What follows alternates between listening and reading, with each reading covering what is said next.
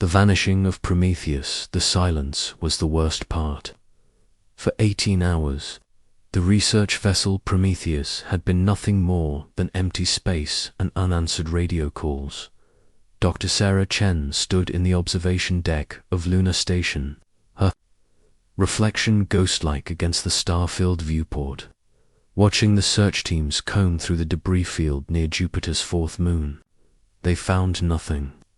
Not a hull fragment, not a distress beacon, not even a trace of the exotic particles that should have been scattered across space if the quantum drive had exploded. Chen pressed her palm against the cold glass, feeling the weight of 3 years of research and the lives of 6 crew members pressing down on her shoulders. The quantum breach protocol had been her life's work, a theoretical framework for moving through space by temporarily shifting matter into quantum superposition. It was supposed to be impossible. The mathematics alone had taken her team 2 years to solve, and even then, they weren't sure it would work. Dr. Chen. The voice belonged to Captain Marcus Reed, a stern man with graying temples and eyes that had seen too many friends die in Earth's expansion wars. He approached carefully, as if she might shatter like the theories that had just been proven catastrophically wrong. "We need to talk." Chen didn't turn round. She couldn't bear to see the mixture of sympathy and accusation in his eyes. "They're dead, aren't they? The crew? I killed them with my impossible mathematics." Reed stood beside her, his own reflection joining hers in the glass. "We don't know that. The quantum sensors picked up something just before they vanished. An energy signature we've never seen before. That's just exotic radiation from the drive core failing," Chen said, her voice hollow.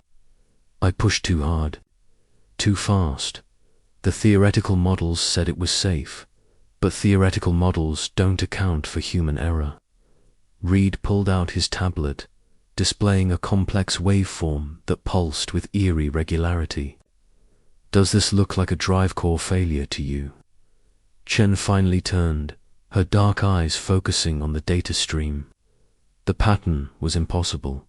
Clean, structured, almost rhythmic.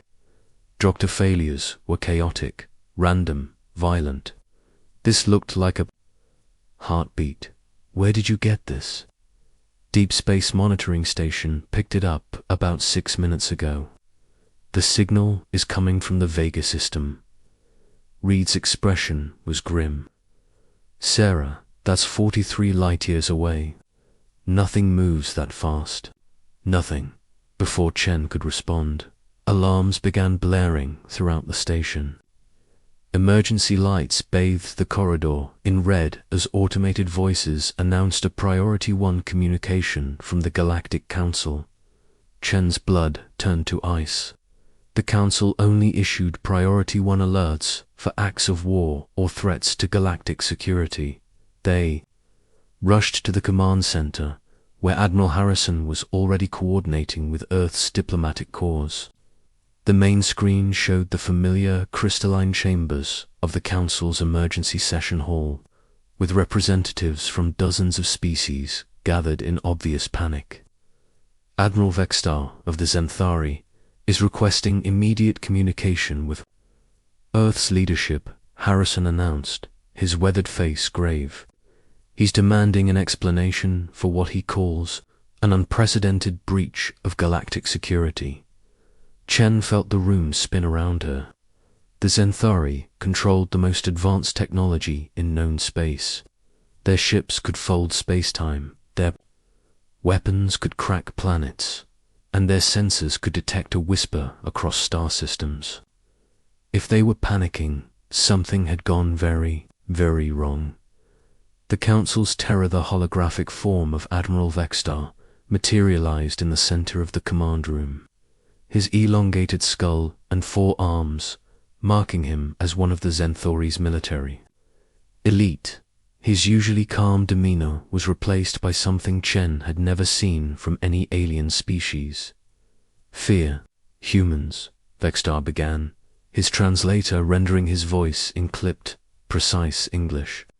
Explain the presence of your vessel in Sector 7 Alpha Prime. Admiral Harrison exchanged glances with Reed. Admiral, we have no vessels in that sector. Our furthest ships are in the Sol system. Do not lie to me, Harrison. Vextar. S4 arms gestured sharply. 18 of your hours ago, one of your research vessels materialized inside our most secure facility. Not near it. Not approaching it. Inside it. Through solid matter. Through energy shields. Through quantum barriers that should be impenetrable. Chun's legs nearly gave out. She gripped Reed's arm for support as the impossible implications hit. The Prometheus hadn't been destroyed. It had been transported. Somehow, her quantum drive had moved the ship through space in a way that ignored every known law of physics. That's impossible, Harrison said, but his voice lacked conviction. Yes, Vextar agreed. It is impossible. Yet your ship sits in our hangar bay, completely intact, with a crew that seems entirely unaware they have accomplished something that should have killed them instantly. On the screen behind Vextar, Chen could see the familiar hull of the Prometheus, surrounded by alien technology that looked like crystallized lightning. The ship was undamaged, its lights still blinking normally, as if it had simply been parked there. What do you want? Reed asked, stepping forward. We want to know how you did it, Vextar said. We want to know why you did it. And we want to know what other impossibilities your species is hiding from us. Chen found her voice. It was an accident. We were testing a new propulsion system. We had no idea it would work like this. Dr. Chen, Harrison warned, but she ignored him. The quantum breach protocol is theoretical physics taken to its logical extreme, she continued. We shift matter into quantum superposition, allowing it to exist in multiple states simultaneously. For a brief moment, the ship exists everywhere and nowhere, allowing it to move through solid matter. The silence that followed was deafening. Even the background hum of the station's systems seemed to fade as the implications sank in. You can move through solid matter, Vextar said slowly, through energy shields, through the hull of a ship, through the walls of a facility. Theoretically, yes, Chen admitted, but we never intended you have created a weapon. Vextar interrupted. A weapon that can bypass every defense known to galactic civilization.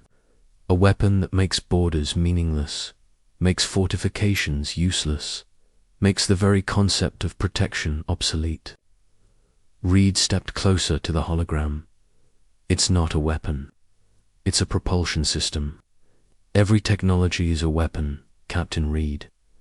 The question is whether you use it as one. Vextar's image flickered as his signal was interrupted by other council members demanding attention.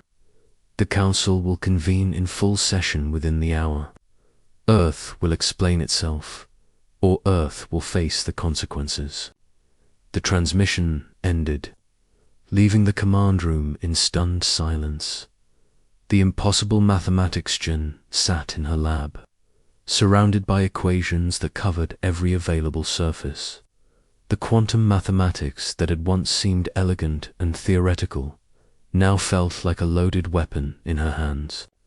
She had created something that could change the balance of power in the galaxy, and she had done it by accident. The crew is safe, Reed said, entering the lab with a cup of coffee that had long since gone cold. The council returned them to us an hour ago, along with the ship. They're all fine, just confused about how they got there. They should be dead, Chen muttered, erasing a string of equations and starting over. The human body shouldn't be able to survive quantum superposition. The cellular structure should collapse, The neural pathways should scramble. The Sarah Reed's voice was gentle but firm. You need to stop blaming yourself and start thinking about what comes next. The Council is afraid. I've never seen aliens afraid before, and I don't like it. Chen looked up from her work. They should be afraid. What we've done, it changes everything. Every military strategy, every defense system, every assumption about how space warfare works. They're all obsolete now. Is that what you intended?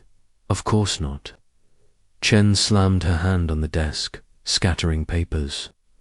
I wanted to give humanity a way to explore the galaxy without spending decades in transit.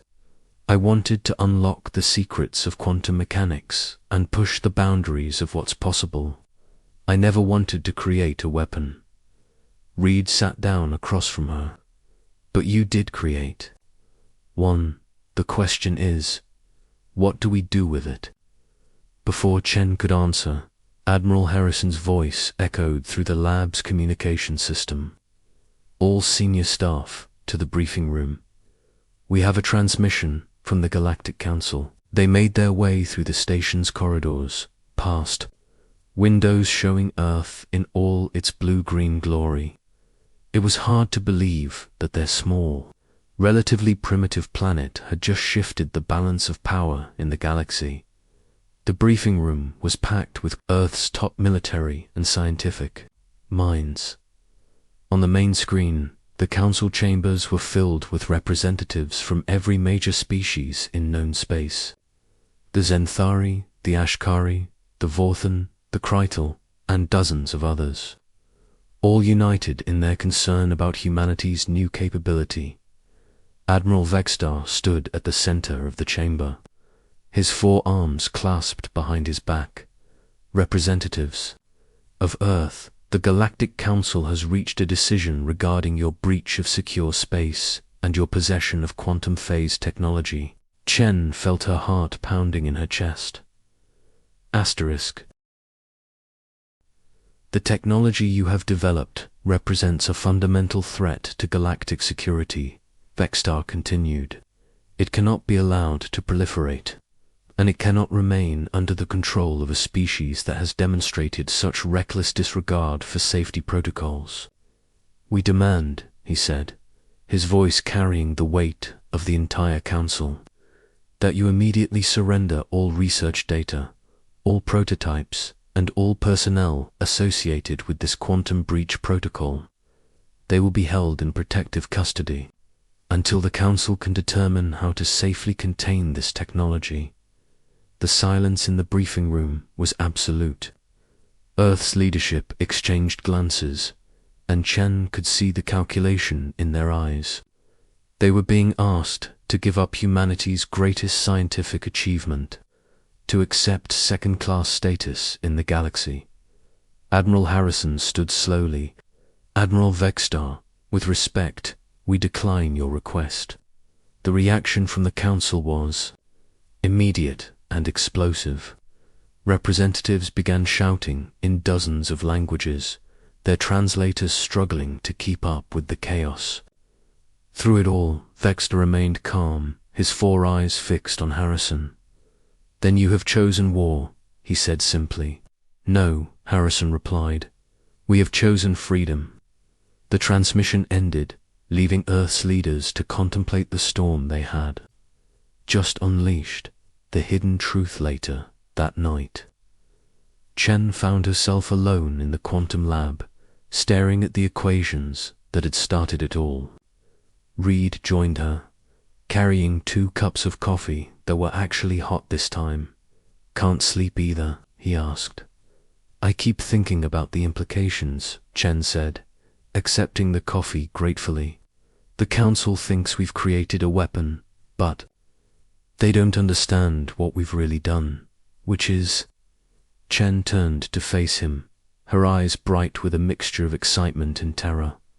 We didn't just move through space, Marcus. We moved through dimensions. The quantum superposition doesn't just allow matter to exist in multiple states. allows it to exist in multiple realities simultaneously. Reed frowned. I'm not sure I follow. Think about it. The ship appeared inside their facility, through solid matter. But it's not because we phased through the walls. It's because we temporarily existed in a reality where the walls weren't there. Chen pulled up a holographic display showing the quantum mathematics. We didn't break the laws of physics. We stepped outside them. What does that mean for us? It means this technology is more powerful than anyone realizes. We're not just talking about better space travel. We're talking about the ability to reach into other dimensions, to access realities where the laws of physics work differently.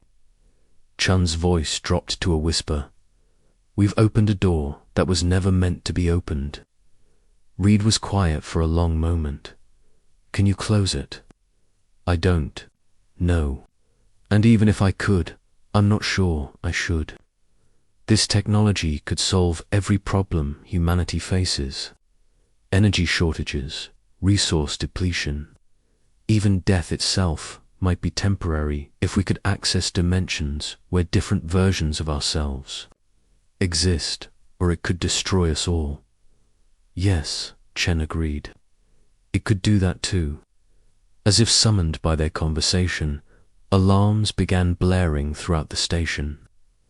Emergency lights flickered on as automated systems announced an incoming fleet of unknown vessels. Through the lab's viewport, Chen could see them appearing at the edge of the Sol system. Dozens of ships, their hulls gleaming with the distinctive crystalline structure of Zenthari technology. They moved with purpose, their weapons already charging.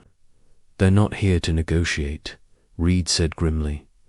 Chen looked at her equations, more time, then began inputting commands into the quantum computer. Then we'd better hope the impossible mathematics work better than I thought they would.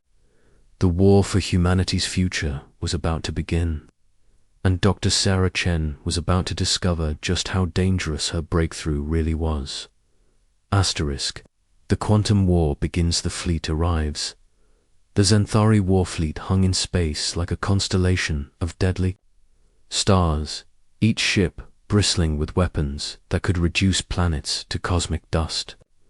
Admiral Vextar's flagship, the Eternal Dominion, dwarfed Earth's largest battleships, its crystalline hull pulsing with energy that made the vacuum of space itself tremble.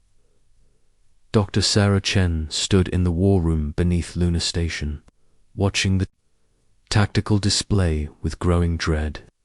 47 alien vessels had materialized at the edge of the Sol system, their approach vectors calculated with mathematical precision.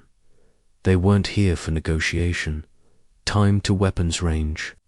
Admiral Harrison asked, his voice steady despite the impossible odds. 18 minutes at current velocity, Commander Torres replied. Earth Defense Force is scrambling every available ship, but we're outnumbered 20-1. Chen turned away from the display, her mind racing through possibilities. The quantum drive aboard the Prometheus had proven the mathematics worked, but one successful test didn't make a weapon. The technology was experimental, unstable, and potentially more dangerous to its users than to their enemies. Sarah, Captain Reed said quietly, approaching her with a tablet full of technical specifications. We need to know what our options are. Can the quantum drive be weaponized? Before Chen could answer, the communication array crackled to life. Admiral Vextar's four-armed form materialized in the center of the room, his image flickering with interference from the quantum fields. Surrounding his ship, humans, he began, his translator rendering his voice in cold, precise syllables. You have one final opportunity to surrender the quantum breach technology. Comply, and your species will be allowed to continue existing under Council supervision. Refuse, and we will demonstrate why the galaxy has prospered under our guidance." Admiral Harrison stepped forward, his weathered face set in determination. "Admiro Vexta, humanity has always chosen freedom over safety. We won't start surrendering now." "Then you have chosen extinction," Vextar replied. "My fleet carries weapons that can sterilize entire star systems. Your primitive defenses cannot." "Our defenses might surprise you," Harrison interrupted. "We've learned a few things about quantum physics recently." Vextar S4 eyes narrowed. "You think one accidental breakthrough makes you our equals? The Zenthuri have mastered space and time for millennia. We have weapons that can fold reality itself." "Maybe," Harrison said with a slight smile, "but we have something you don't, which is humans who refuse to accept that anything is impossible." The transmission ended, leaving the war room in tense silence.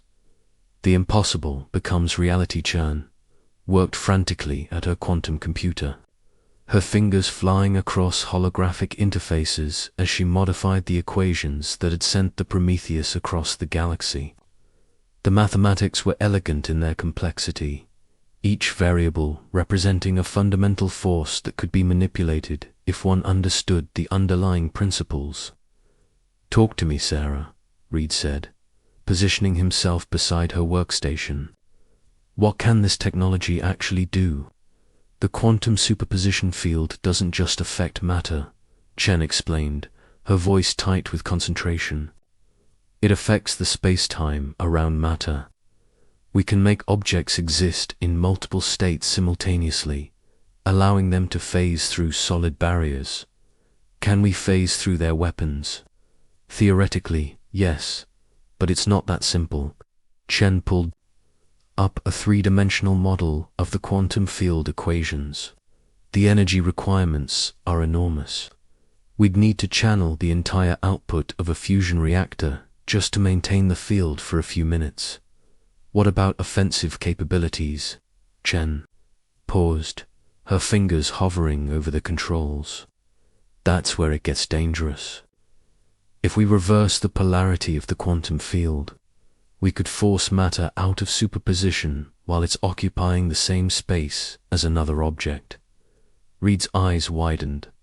"What would that do?"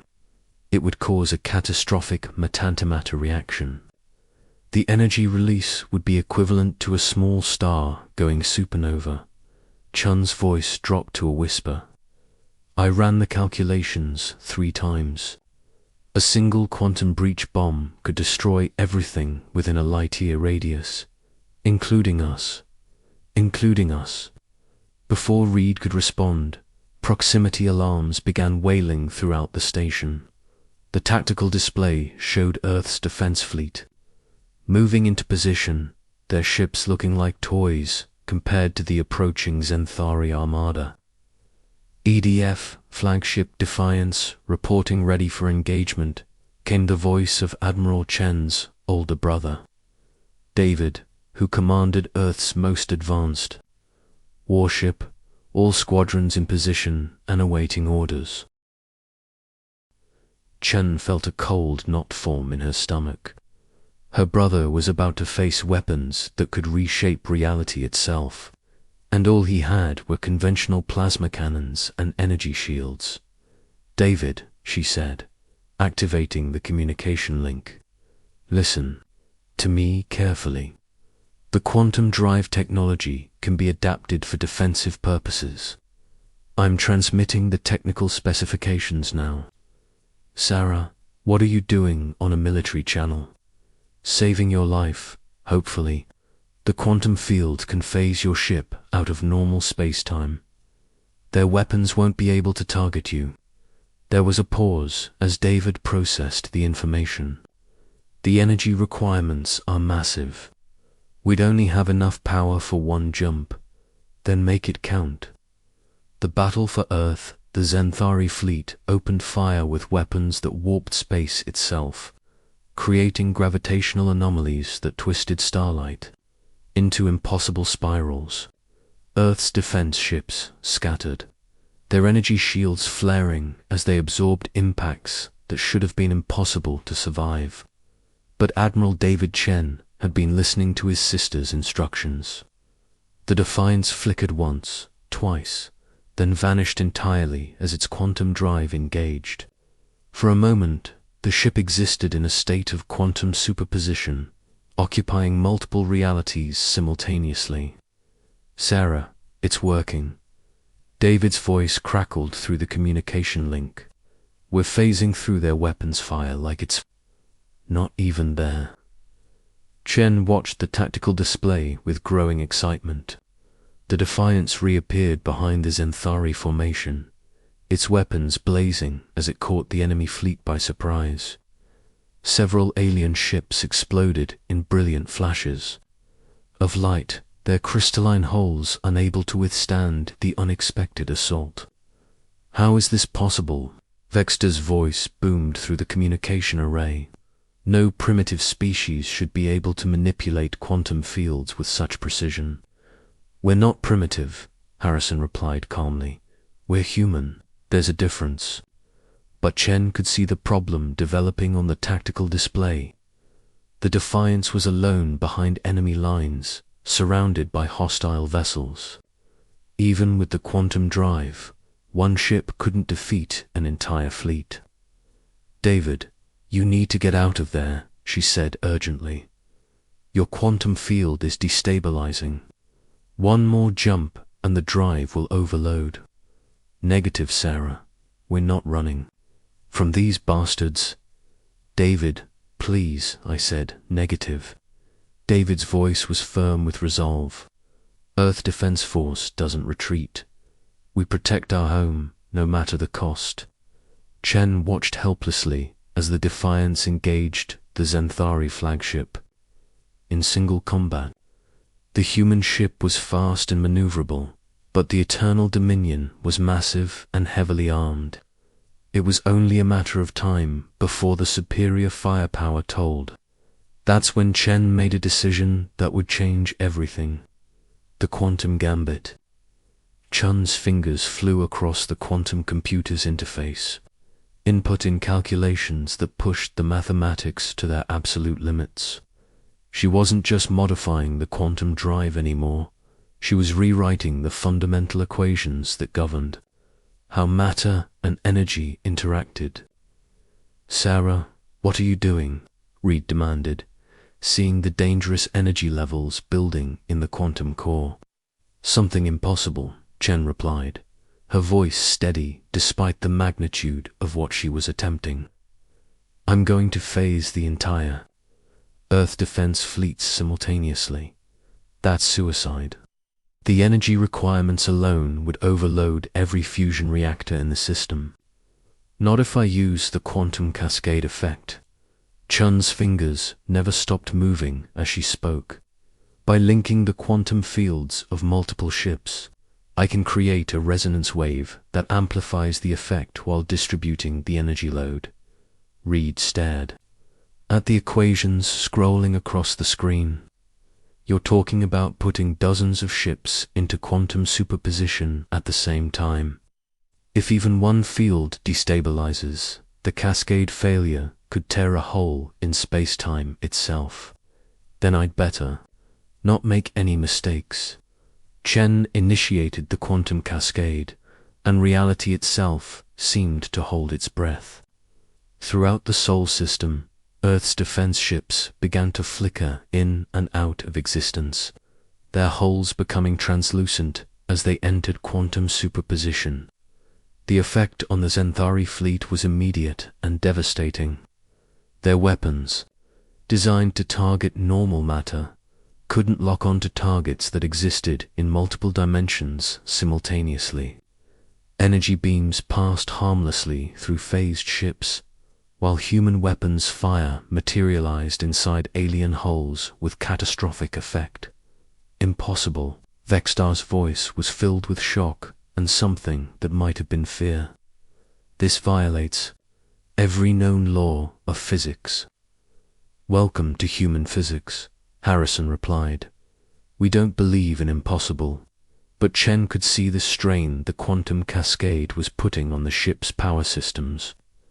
Hull plating was beginning to fluctuate, and several vessels were reporting system failures.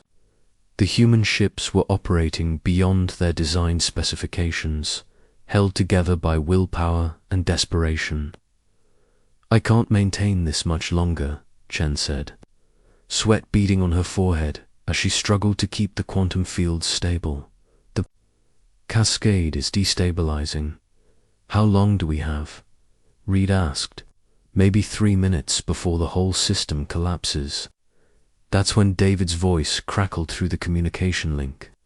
"Sarah, I'm reading massive energy buildup in the Zenth flagship.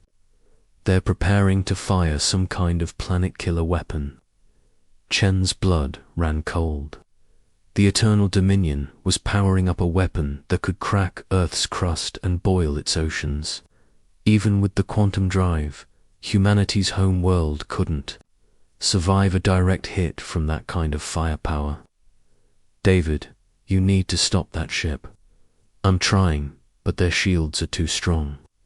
I can't penetrate their defenses." Chen looked at the quantum equations one more time, then began inputting a new set of calculations. "Maybe you don't need to penetrate their defenses. Maybe you need to go around them." "What do you mean?" "Phase your ship directly into their reactor chamber. The quantum field will let you materialize inside their hull, bypassing their shields entirely." There was a long pause. "Sarah, if I do that, I won't be able to get out again. The quantum drive will overload from the proximity to their power core." "I know, David, no." Chan's voice broke. "There has to be another way. There isn't, and you know it." David's voice was calm, accepting. "Tell Mum and Dad I love them. Tell them I died protecting Earth." The defiance flickered once more, then vanished from the tactical display. A moment later, the Eternal Dominion exploded in a blast of light that briefly outshone the sun itself. The new balance, the destruction of the Zenthari flagship, sent shockwaves through the alien fleet. Ships that had moments before been pressing their attack began to retreat, their commanders uncertain how to fight an enemy that could ignore the laws of physics. Chen let the quantum cascade collapse, her ships flickering back into normal space-time as the energy fields dissipated. The human fleet was battered, but intact, while the Zenthari armada was scattered and demoralized. Admiral Vextar Harrison said into the communication array, "I believe we have something to discuss." The alien commander's hologram flickered back to life, but his demeanor had changed completely.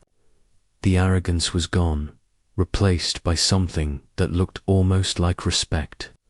"You have proven your point, humans," Vextar said quietly.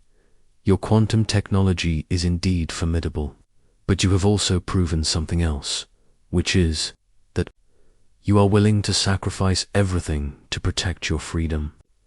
The alien's forearms spread in what might have been a gesture of surrender. "The Zenthari respects such determination.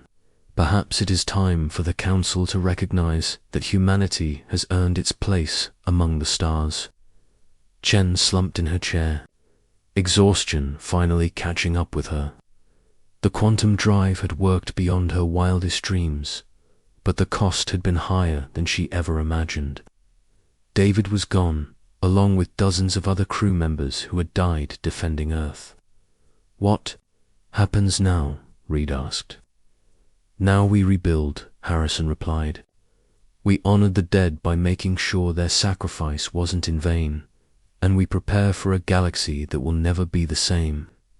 Chen looked out through the viewport at the stars, where the wreckage of the Zenthari flagship was still glowing like a new constellation. Somewhere in that debris field was her brother's ship, proof that humans would never bow to alien tyranny.